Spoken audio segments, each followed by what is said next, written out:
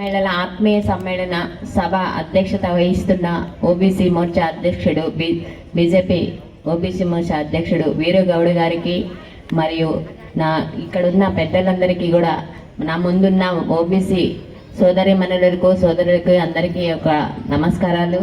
ఈరోజు ఓబీసీ మోర్చా ఇంత పెద్ద సంఖ్యలో వచ్చిండ్రు అంటే చాలా సంతోషంగా ఉంది మాకందరికీ కూడా.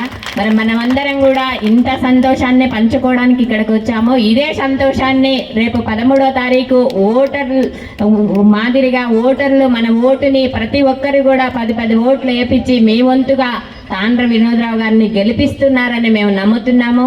బీసీలం అంటే ఏంటో చూపించాలి. ఇప్పుడు మన సత్తా ఇక్కడ మనము 60% మంది ఉన్నాము బీసీలము. బీసీ ఓటు లేని ఏ ఓటు ఎవ్వరు కూడా గెలవరు. కాబట్టి ఈ బీసీ ఓటులు గుండుగుత్తాగా కూడా ఏకగుత్తాగా కూడా మరి తాండ్ర వినోద్రావు గారికి వేసి మనం గెలిపించుకోవాలని మరి యొక్క సభను ఉద్దేశించి చెప్తున్నాను. మరి మనం అందరం కూడా ఈరోజు తాండ్ర వినోద్రావు గారు మనకి ఈ పార్లమెంటు సీటు తెచ్చుకోక ముందు నుంచి కూడా వారు ఏకలవన్య ఫౌండేషన్ ద్వారా సేవ చేశారు. అనేక మందికి సేవా దృక్పథంతో అనేక సేవలు చేశారు. కాబట్టి ఈరోజు మనం పార్లమెంటుగా ఎంపీగా గెలిపించుకొని మన పార్లమెంటుకి పంపిస్తే ఇంకా మనకి సేవ చేయడానికి మనకి అందుబాటులో ఉంటారు. కాబట్టి మనం ఈరోజు తాండ్ర వినోద్రావు గారిని ఉద్దేశించి మరి మనం ఆలోచన చేసి ప్రతి ఒక్కరం కూడా ఆలోచించాలి. ఇప్పటి వరకు ఖమ్మం జిల్లాలో పార్లమెంట్కి కానీ ఎమ్మెల్యేలకు కానీ మరి మనందరం కూడా ఈ విధంగా ఓట్లు వేసాము అనేది మీకు తెలుసు, ఎవరెవరు దేనికేశారో. కాబట్టి ఈసారి ఖమ్మం నుంచి బీజేపీ అభ్యర్థిని గెలిపించి పంపించాలి మన ఉద్దేశం అది. ఇక్కడ మనం అందరం ఆత్మీయ సమ్మేళనం పెట్టుకోవడానికి కూడా బీసీలోనే ఎప్పటి వరకు మనం ప్రధానమంత్రి బీసీగా ఉన్నారు, మనం కూడా ఇక్కడ నుంచి బీసీలందరం ఏకమొత్తంగా ఉండాలని మరి ఈ యొక్క సభ పెట్టడం జరిగింది. ఈరోజు బీసీ ప్రధానమంత్రిగా ఉండడం వల్ల అక్కడ ఏ ఒక్క మరక లేకుండా కేంద్రంలో ముందు స్థానంలో ఉన్నారు. ప్రపంచ దేశాలలో 5వ స్థానంలో ఉంది మన భారతదేశం. ఇవాళ మనం భద్రతగా ఉండడానికి కారణం కూడా నరేంద్ర మోడీ గారే. ఈరోజు మహిళలకి కూడా డోక్రాలలో 20 లక్షల లోను కూడా ఇవ్వడం జరుగుతుంది ప్రతి ఒక్కరికి కూడా. మరి ఇన్సూరెన్స్లు 20 రూపాయలు ఇన్సూరెన్స్, 2 లక్షల బీమా పథకం పెట్టారు. 330 రూపాయలు ఇన్సూరెన్స్ ప్రతి మహిళకు కూడా ఏర్పాటు చేయడం జరిగింది.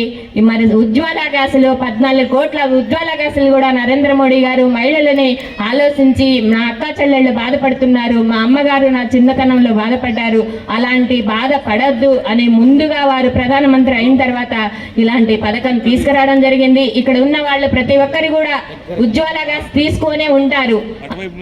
ఉన్నారా లేదమ్మా? అది మరి ఆ ఉజ్వల గ్యాస్ కి సబ్సిడీ కూడా వస్తుంది.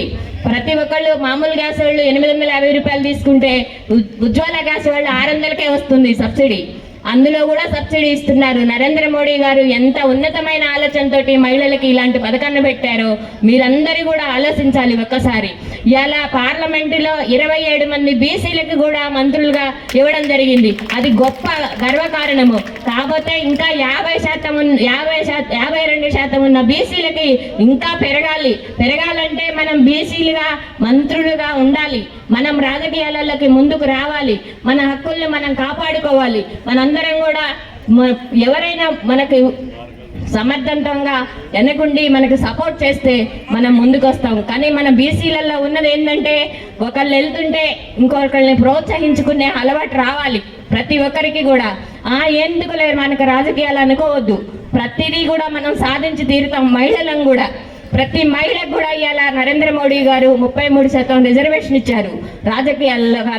కానీ దాన్ని ఉపయోగించుకోవాలి, విద్యావంతులుగా ఆలోచించాలి. ఈరోజు తాండ్ర వినోద్రావు గారు 2 నెలల నుంచి ఖమ్మంలో పోరాటం చేస్తున్నారు.